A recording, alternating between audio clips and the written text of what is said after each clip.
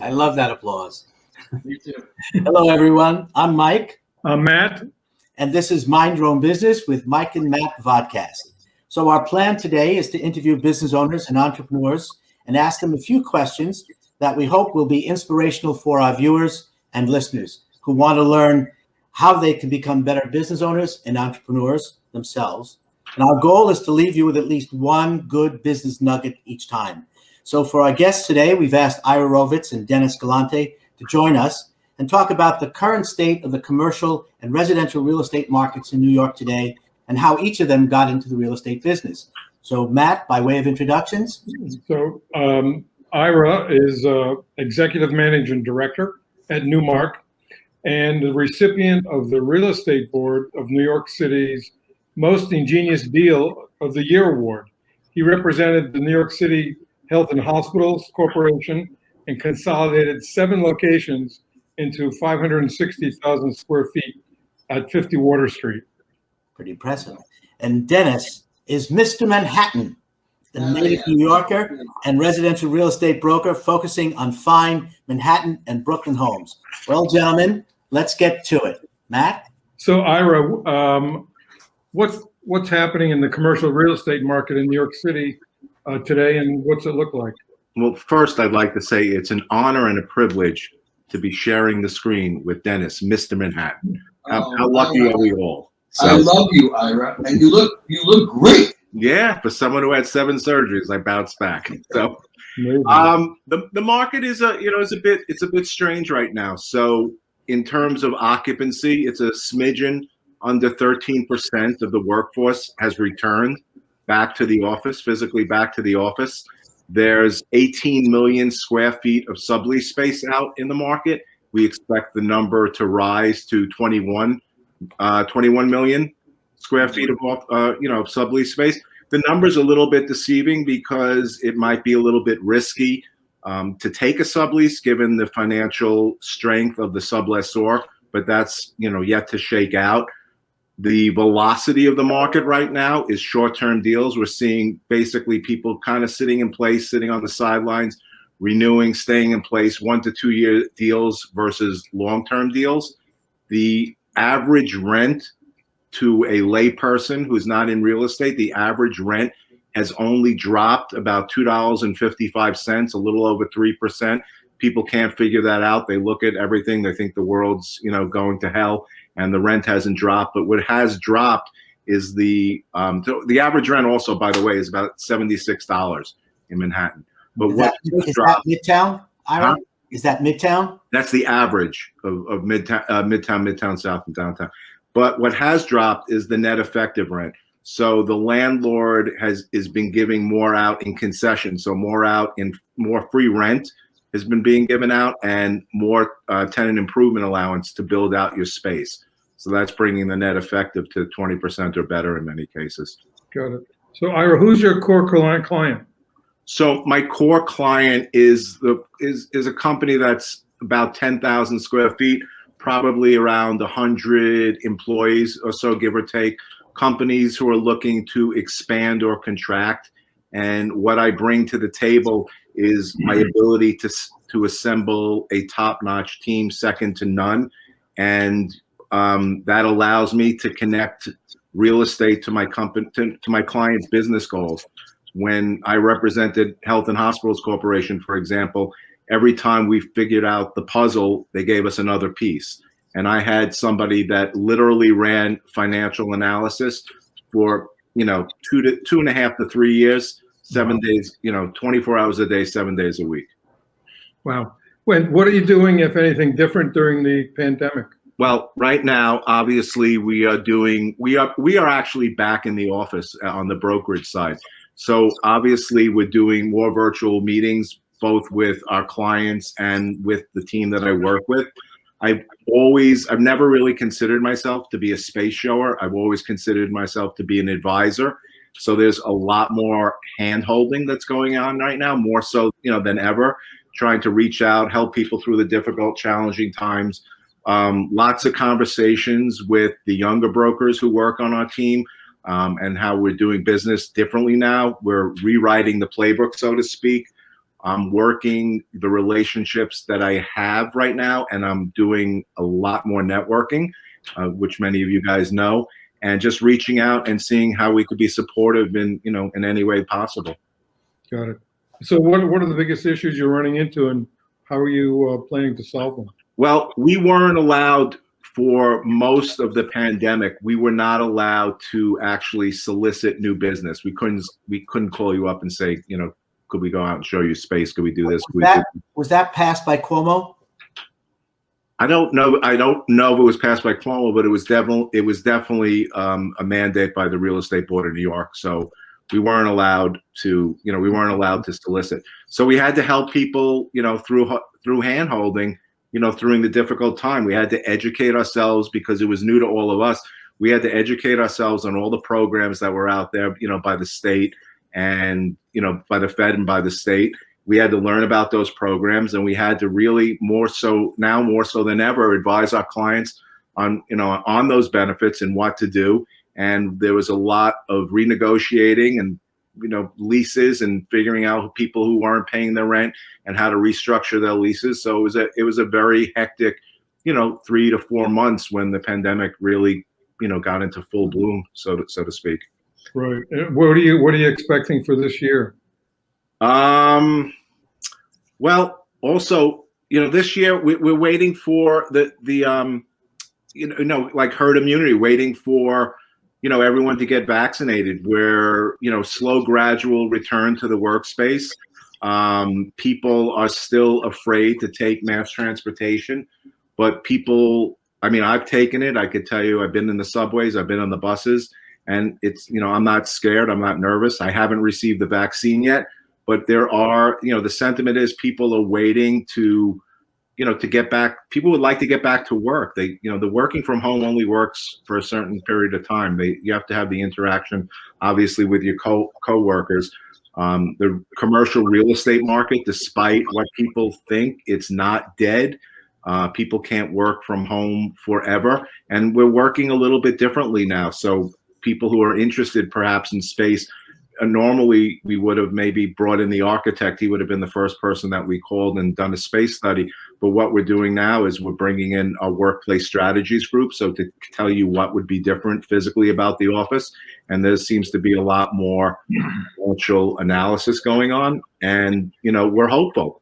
And a little bit later on, I'll talk about hope. I'll tell you some stories. Good. So a quick question before we get over to Dennis. Do you think there'll be a hybrid approach to the office with, people remote working as well as in the office, so that, if someone's not comfortable to meet you in the office, they'll be Zooming in or, Microsoft Teams, that type of stuff? I think on a Friday, look, I'm going to work now. We've been back in the office as soon as we were allowed to. We've been back in the office. We can come in 5 days a week. I didn't go in today. It's Friday because, honestly, it was too cold. So Casual Friday then, huh? I think casual Friday will be the norm, All right. Well, thank you, Ira. So, Dennis, we're going to ask you the same questions. So, have a bit of an interesting issue here in COVID. Supply is less than demand. So demand is outpacing supply. As of this morning in Manhattan, there were over 7,300 existing homes available. That would be co-ops, condos, and townhouses. Of that, it's broken up into co-op demand and condo demand. So there were over 3,500 co-ops on the marketplace. And listen to this number. These are actual facts from this morning, from data from our friends at Urban Digs, Noah and John. 2,058 of those 3,512 homes are in contract right now. It's incredible. So, really? Yeah. So there's a lot of buyers out there, and people that need to sell or want to sell, they're going to market. And you're going to see in February and March, there's going to be a significant increase in the amount of properties on the market. On the condo market, now we're talking about existing homes. We're not talking about new development here. So co-ops, condos, and townhouses that are existing, they're not brand new. So on the condo market, there's there are over 3,600 condos on the market, and 1,165 of them, this is actual data, are in contract right now. Now, the median asking price for each one of those is different. So on the co-op side, you're looking at around 9 and change a square foot median, and then on the condo side, you're looking at around, we want to say around 1,400-ish. Condos are a bit more expensive than co-ops for many reasons. So I see, and unfortunately, I don't have good news about the new development market, so we won't talk about that. That will have its day, and I know that will come back at some point.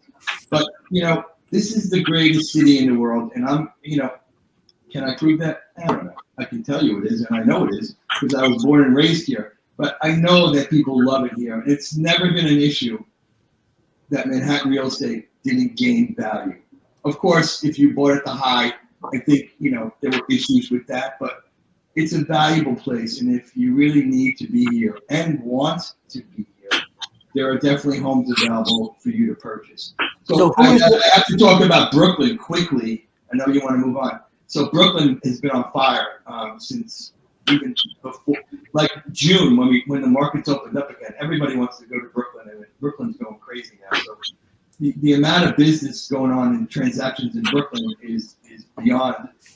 be beyond your belief. I don't have that exact number at this moment, but we can get that for you. So who is your core client, Dennis? Well, fortunately, my core client are sellers and buyers in Manhattan and Brooklyn proper that value the expert opinion of a seasoned real estate professional.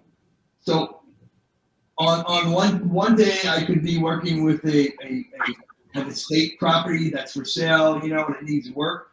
The very same day, I could be taking a buyer out to see a 3-bedroom apartment in Upper Manhattan. So, every day it's different. Of course, has COVID been challenging? Very much so, in so many ways. There are a lot of restrictions with buildings. So what's different than during this pandemic? How is it different from a year ago when you were doing the same business you're doing now? What's different? Well, access is different. In other words, everybody has to be totally approved to enter the homes that I represent, at least. There are revenue restrictions in terms of COVID liability, so forms have to be filled out. A number of buildings that I represent will actually take your temperature and have you fill out another form before you walk into the building. So it's challenging, and of course, getting people out there. A lot of the properties that I represent, I've had a significant amount of interest, so that's great. And I see a lot of active buyers. Now we have the data to prove the demand. Also, there is another scale of data, which is called the Open House Index, which is put out by another real estate firm. And every week they track how many people have entered open houses in every neighborhood, as long as brokers have given them the information. And it's significant when you see what's going on all over the place, that people are out there and they're looking for homes. So what is your biggest issue? So, my biggest issue in terms of business or the pandemic? Oh. So with the pandemic, the challenge of getting people through the door and making sure they're safe, and I'm going to protect my clients' interests in their home. I mean, this is their home, and of course, some of them are living there, So we want to make sure that everything's sound, proper, and safe. And of course, the biggest challenge always is connecting those sellers and buyers at the right moment. I mean, it's a great time to buy a home in New York City. The financing is amazing. There is definitely a shortage of properties. I'm not gonna tell you there isn't, but more things are coming on the market, and you know what? We can find you a home that's in the price range anywhere in the city. My team and I can take care of that in a matter of hours. So what do you think that 2021 is going to be like?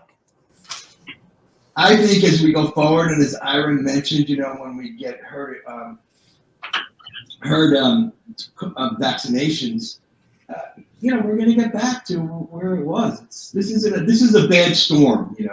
We're living in a worse storm you've ever been in, and guess what?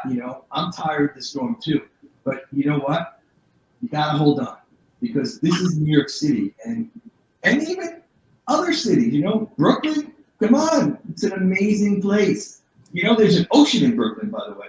So is there really an ocean in Brooklyn? Are you selling waterfront property as well? Sure.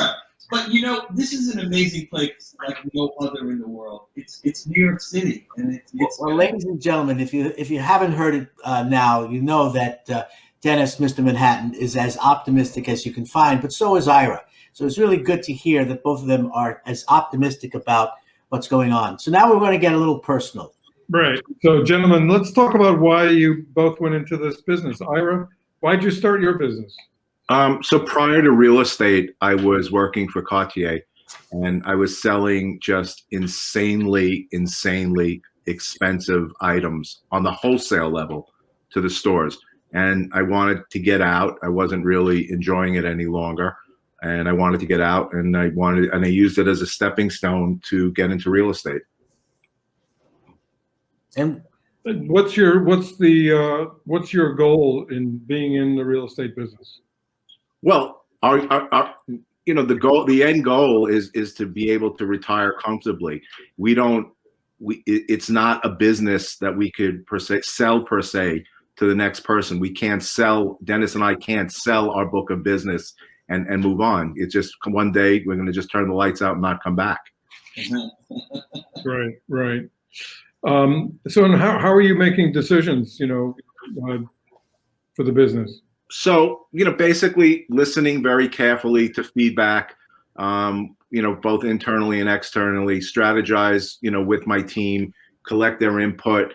I'm fortunate enough to work with just an unbelievably talented and fantastic team who, we work collectively. They support my decisions. We implement a plan and we execute it. And listening to my clients and crafting solutions, everybody, has different needs. I'll reference Health and Hospitals Corporation. They said, we have all these locations and we need to combine them. Well, that's easy. Oh, by the way, we don't want to spend any more money than we're spending now. Okay. Okay. Oh, by the way, we're bringing on 1,000 people. So we have to be able to house those 1,000 people, and we don't want to spend any more money than we're spending right now. Oh, okay. So, that's basically the gist of it. So we were able to combine all locations. We were able to reduce their overall footprint by about 25%. We were able to pass along their tax-free status to the landlord, and in order to reduce the rent, we were able to get an unprecedented amount of free rent because we had expiring leases all over the place, and we couldn't pay double rent. We actually, the most unique thing about the deal was we did a deal with a building owner who didn't own the building yet. The building was in contract for sale, and we did a deal with them, and we saved them over the course of their run rate. We saved them $225 million. So, like I said, we had people running numbers literally for 3 years, day and night. So I guess you haven't never made a mistake then, Ira, have you? We made a lot of mistakes, and then we figured out how to correct them. So, how do you know you made a mistake, Ira? Yeah, once in a while. But how do you know you've made one? I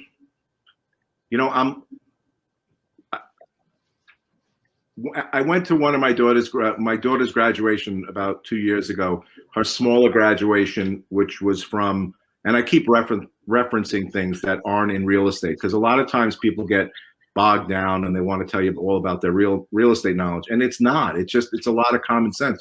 So at this graduation, they had some local Wisconsin guy that went to University of Wisconsin-Madison, and he's a very famous news reporter there. Mm-hmm. And he said something that I've kind of tried to live my life by. He said, if you think you're the smartest person in the room, did you lose me? No, we hear you. We hear you. The video still on? Everything's still on. Okay. If you think you're the smartest person in the room, you need to find another room. So say that. Get out of the room. Get into the room. Yep. So I'm lucky and fortunate that I have a great team that provides me with just unbelievable support. And, we very rarely have a problem making decisions. Well, now we're going to move to Dennis. It was really great. Thanks. Really appreciate this. Thanks, Ira. Nice insights. Thanks, Ira. So, Dennis, same question. Why did you start your business? What's your goal? And then I'll ask you another question or two. So before I was involved with New York City residential real estate, I was a advertising photographer here in Manhattan. So I had a studio at 29 East 19th Street between Park and Broadway, right across the street from ABC. And I had an unusually, quite amazing, successful career for almost 30 years. We had one of the first premier digital studios in New York City. So my first point in real estate, of course, I had a condo. I had a 2,500 square foot loft in Cobble Hill, Brooklyn back then.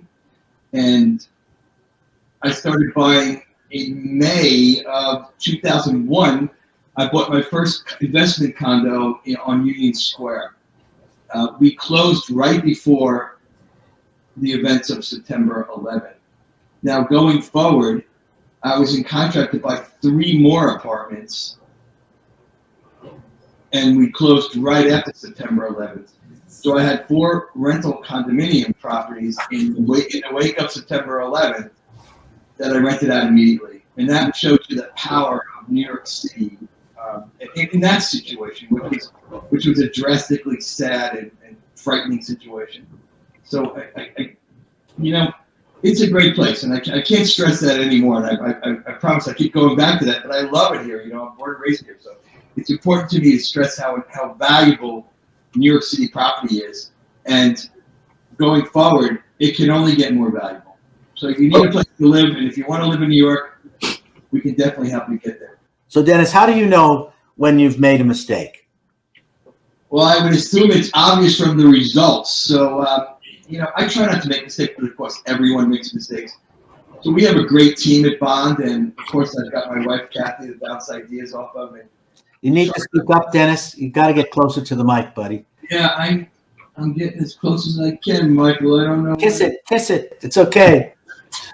So listen, of course, mistakes happen all the time, but I'm dealing with a major asset here in New York City real estate on a financial and a personal level. So mistakes, I don't want to make them very often. Unfortunately, sometimes they happen. It happens, but you work with your team, and you work with your spouse, and you work with your friends and colleagues to make sure that you're doing the right thing and you're going to provide the service that you're expected to. Well, that's good. Well, gentlemen, Matt, I guess you're going to ask some more questions. Here we go. So, Ira and Dennis, so when people say you should be working on your business instead of in it, what's that mean to you, Ira? So working on my business is how do I generate and how do I grow my business? And especially during, the last 10 months, let's say during the pandemic, I've spent, as I mentioned earlier, a great deal of time networking, marketing via LinkedIn, and I've been working pretty closely because there's been some downtime. I've been working pretty closely with a fantastic business coach who's kind of pointed me in the right direction and keeps me focused. That's great. Well, good. We like to hear working with business coaches. Dennis, same question. What was that question again? The question What does it mean to you to be working on your business, not in it? Working on my business, I'm doing it every day. I'm also an artist. I think you guys know that too.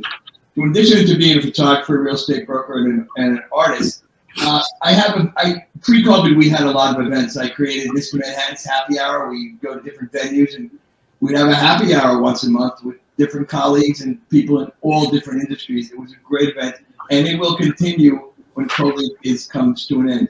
I also created at our Chelsea, our past studio. We had a property in Chelsea, Bond offices on the ground floor, and I created Real Art Chelsea, an art gallery venue that we've had multiple art shows with local artists for years there, which would sum up with a cocktail party and meet the artist and group of people together. I think many of you had been there with me on many occasions. Yeah. We had a backyard there. So that, to me, creating an atmosphere of a social atmosphere of friendship and what's going on there, Mike? Creating an atmosphere of social events and I think now I also once a month I try not to bombard people with email, but once a month I do the masterpiece of the month with my crackerjack marketing team at Bond. They are the greatest, and we feature one artist, one painting, and I'll write a blurb about the artist, about their life and what they've done, and everything. So for you, Dennis, working on your business isn't necessarily your actual business; it's all the other things that you do.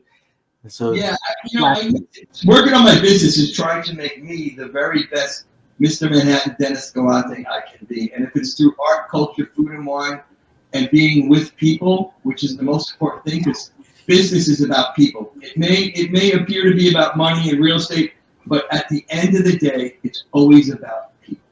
That's great. So I'd like to ask you both, what are the most important lessons you've learned being in business? And for our viewers and listeners, we really want to give them a golden nugget, something that they can take away, having heard your stories, which are really very personal, but also there's a lot to be learned in terms of other people who want to be business owners and entrepreneurs, whether it's real estate or any industry, any sector. So I'll start. Actually, Dennis, let's go with you first.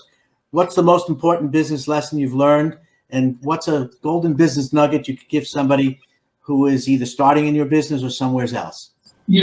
I take this very personal because I'm dealing with, as I mentioned, a major financial asset on a personal level. You're dealing with somebody's home, and it's worth a significant amount of their money.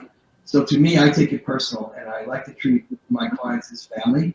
And to me, there's nothing more important than that relationship, and I call it breaking bread. You know what breaking bread is? When you sit down with somebody and you have a meal and you have a glass of wine and you're together as a family or whatever, you consider them family. You're breaking bread, and it boils down to a simple word. And breaking bread could be described as eat.